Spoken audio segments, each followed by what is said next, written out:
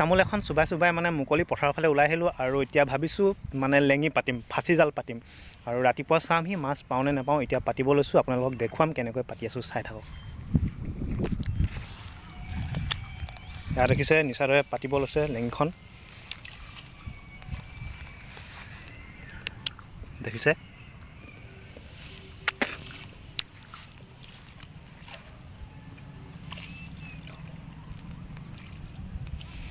আৰু ইয়াত দেখিছে ৰোৱাবিলাক ইমান ধুনীয়া মানে হৈ আছে। মাজতে মানে বৰষুণ নিদিছিলে যে, নিদিয়াৰ কাৰণে মানে জ্বলি জ্বলি গৈছিল। এতিয়া এইকেইদিন বৰষুণ দিছে, ধুনীয়া হৈ গ'ল, দেখিছে। এখন লেঙি হয়, বহুতে ফাঁচি জাল বুলি কয়। আৰু ইয়াত যে ৰঙাকৈ ওলাই আছে এইখিনিতে মানে টেঙাখাত কলেজখন আছে।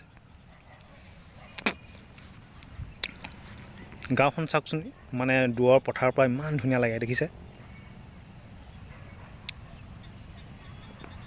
মানে গাঁওখন ইয়াৰ পৰা মানে গোটেই ইয়ালৈকে, গোটেই মানে কলেজলৈকে গাঁওখন আমাৰ।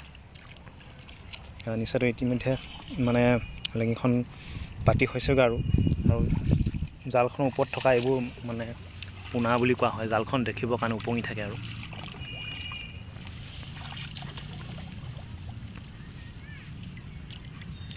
তলত গুজি দিব নালাগে, তলত গুজি দিব নালাগে।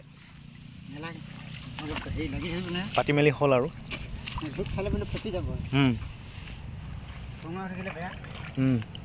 আৰু এইটো দেখিছে ইমান ধুনীয়া এটা বনৰ ৰাস্তা। মই মানে ৰাতিপুৱা আৰু গধূলি খোজকাঢ়োঁ, মানে খালী ভৰিয়া, বহুত ভাল লাগে ৰাতিপুৱা খোজকাঢ়ি। এতিয়া জাল পাতি মেলি হ'ল আৰু তাকে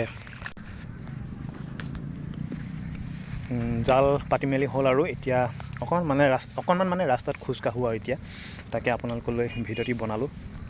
চোৱাৰ বাবে সকলোকে ধন্যবাদ জনাইছোঁ।